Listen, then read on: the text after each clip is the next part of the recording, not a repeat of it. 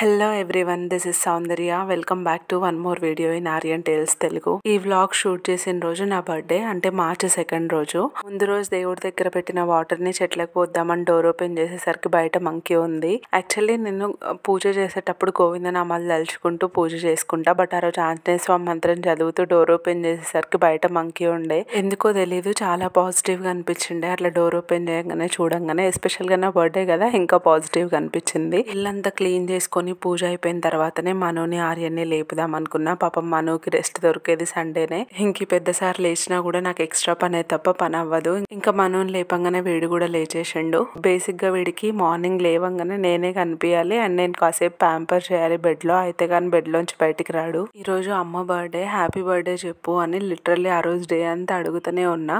వాడేంటో సిగ్గుపడుతున్నాడు, లేకపోతే సైలెంట్ ఉంటున్నాడు, కానీ బర్త్డే విషెస్ మాత్రం చెప్పలేదు ఆ రోజంతా. నెక్స్ట్ డే నా బర్త్డే అయిపోయిన తర్వాత వాడే చెప్తున్నాడు హ్యాపీ బర్త్డే టు యూ అని చెప్పేసి. అండ్ ఇది వచ్చేసి మను ఆ రోజు నా బర్త్డే కి గిఫ్ట్ చేసినారు.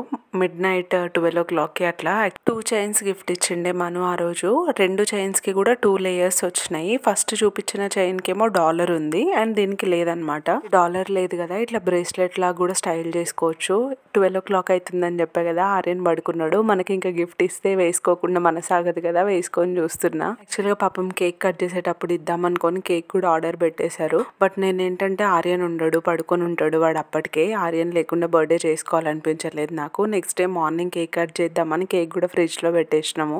జ్యువెలరీ విషయానికి వస్తే 18 carat gold plated jewellery and life time warranty, water proof కూడా ఇచ్చారు. బ్రాండ్ నేమ్ వచ్చేసి పాల్మ్నాస్. కో ఫౌండర్ శ్రద్ధా కపూర్. ఇంకా ట్రస్టెడ్ పేజే కదా అన్నట్టు తీసుకున్నారు మను. మీలో ఎవరికైనా ఇంట్రెస్ట్ ఉంది తీసుకోవాలని అండ్ మను గిఫ్ట్ చేసిన పర్టికులర్ జ్యువెలరీ ప్రైస్ రేంజ్ కావాలి అంటే కమెంట్ బాక్స్ లో చెప్పేయండి, ప్రొవైడ్ చేస్తా డీటెయిల్స్. ఇంక ఇక్కడ ముగ్గురం రెడీ అయిపోయినాం రామాలయం టెంపుల్ వెళ్దామని చెప్పేసి. టెంపుల్ ఇంటికి దగ్గరలోనే ఉంటది. మనం ఇక్కడ టెంకాయ తీసుకురావడానికి వెళ్ళిండు, మమ్మల్ని ఇక్కడే వదిలేసి వెళ్ళిపోయిండు అనుకొని వీడు డల్ అయిపోయిండు. చాలా ప్రశాంతంగా ఉంటది టెంపుల్. బట్ మేము వెళ్ళేసరికి 10:30 అట్లా అయిండే. పంతులు గారు వెళ్ళిపోయారు, బట్ మెయిన్ గేట్ ఓపెనే ఉండే. బట్ ఇట్స్ ఓకే, ఇంట్లో పూజ చేసుకునే టెంపుల్ కి రావాలనుకున్నా నేను ఆ రోజు.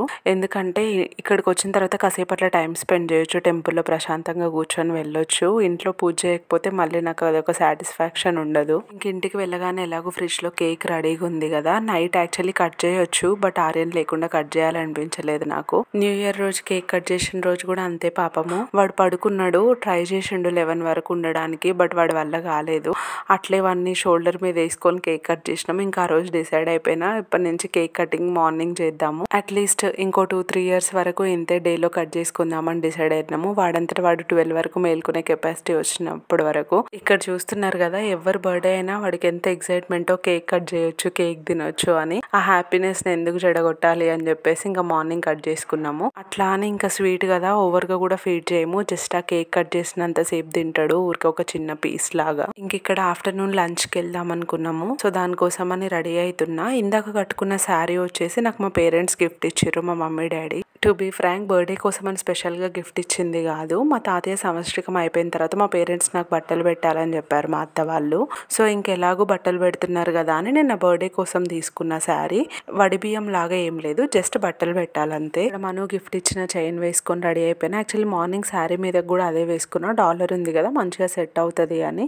ఇప్పుడు వేసుకున్న బ్లాక్ టాప్ వచ్చేసి 700 రూపీస్ అజియోలో తీసుకున్నా నేను. బర్త్డే కోసం అని కాదు, బర్త్డే కోసం మంచి పర్పుల్ సెట్ తీసుకున్న డ్రెస్. బట్ మా మమ్మీ వాళ్ళు గిఫ్ట్ ఇచ్చిన శారీ కూడా పర్పుల్ కలరే. ఇంకా మార్నింగ్ నుంచి ఈవినింగ్ వరకు అదే డ్రెస్ అదే కలర్ వేసుకోవడం ఎందుకు అన్నట్టు నేను ఇంక బ్లాక్ చూస్ చేసుకున్నా, సింపుల్ గా రెస్టారెంట్ కే కదా అని. యాక్చువల్ గా అరౌండ్ 1:30-2 o'clock వెళ్ళినాం రెస్టారెంట్ కి. ఫుల్ నిద్రమత్తులో ఉండే ఆర్యన్, నిద్రపోయింది కూడా ఇన్ఫాక్ట్ రెస్టారెంట్ వెళ్ళేసరికి. ఆ లైటింగ్స్ కి మస్తు ఎక్సైట్ అయిపోయిండు అండ్ బ్యాక్గ్రౌండ్ లో మ్యూజిక్ కూడా ప్లే చేస్తుండే. మంచిగా ఎంజాయ్ చేసిండు ఒక 2 hours రెస్టారెంట్ లో. మేము ఆ రోజు వెళ్ళింది ఫుడ్ అండ్ ఫైర్ రెస్టారెంట్ కి. రెస్టారెంట్ లో ఫుడ్ ఆ రోజు చాలా బాగుండే.